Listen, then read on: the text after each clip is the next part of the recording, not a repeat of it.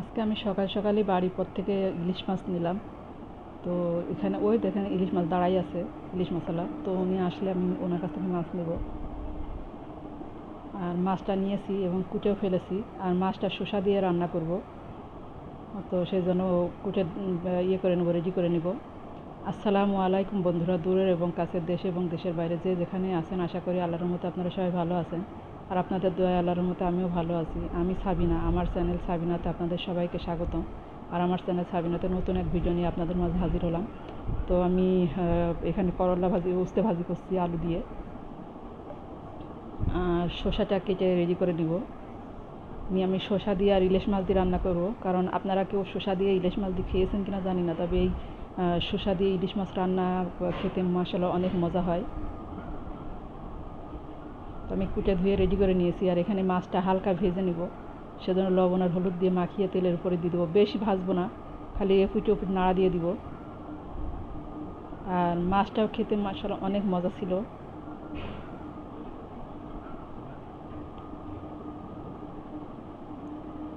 আর আমি শসা দিয়ে ইলিশ মাছ দিয়ে কীভাবে রান্না করি আপনারা আমার সাথে থেকে শুরু থেকে শেষ পর্যন্ত দেখতে থাকুন না টেনে।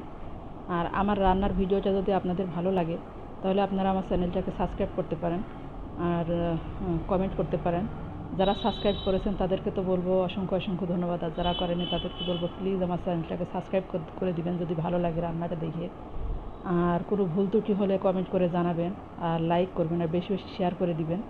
আর পাশে থাকা বেল আইকনটা প্রেস করে দিবেন যেন নোটিফিকেশনটা সবার আগে পেয়ে যান। আর এখানে আমি আর একটু তেল দিয়ে তার মধ্যে পেঁয়াজ দিয়ে দিছি। আর প্রথমে শসাটা দিয়ে দিব, দিয়ে তেলের উপরে নাড়বো।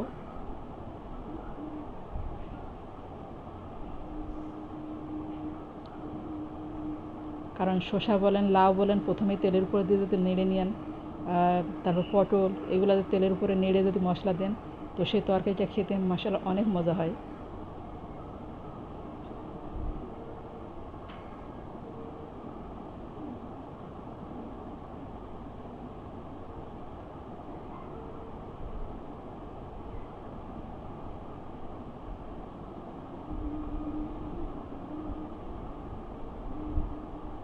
আর আমি নাড়ার পরে একটু নরম হয়ে এসেছে শসা, তো তার মধ্যে মশলাটা দিয়ে দিয়েছি।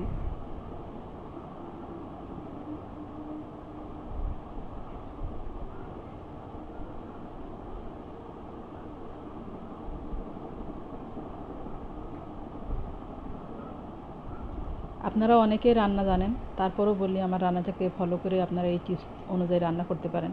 কারণ আমি জানি অনেকের রান্না অনেক রকম, অনেক দেশের রান্না অনেক রকম। হয়তো আমার রান্না একরকম, আপনাদের রান্না আর এক রকম। তো আমি আপনাদের রান্না, যারা ইউটিউব চ্যানেলে রান্না ছাড়েন তাদের রান্না আমি দেখি। কারণ দেখি এই কারণেই আমাদের রান্নার সাথে অনেকটা ভিন্ন, কারণ অন্য রকমভাবে রান্না করেন। তো আমি শেখার চেষ্টা করি ওগুলো দেখে। আর আমি যেভাবে রান্না করি হয়তো আপনারা সেভাবে করেন না, তা আপনারা হয়তো দেখেন। এবং এই জন্য বলি যে আমার রান্নাটা আপনারা ফলো করে একবার ট্রাই করে দেখতে পারেন খেতে কেমন হয়, কারণ আপনাদের রান্না আমি ট্রাই করি। আর এক এক দেশের এক এক রকম মানে রান্না, তো সেগুলো দেখতেও ভালো লাগে এবং নতুন নতুন টিপস আমরা শিখতে পারি।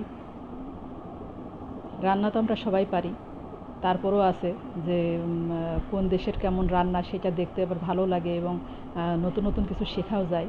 এই জন্যই আমি বলি যে শুধু আমার রান্না নয়, আপনারা সবার রান্নাই ফলো করতে পারেন, কারণ এক একজনের রান্নার ধরন কিন্তু একরকম নয়, অন্য রকম।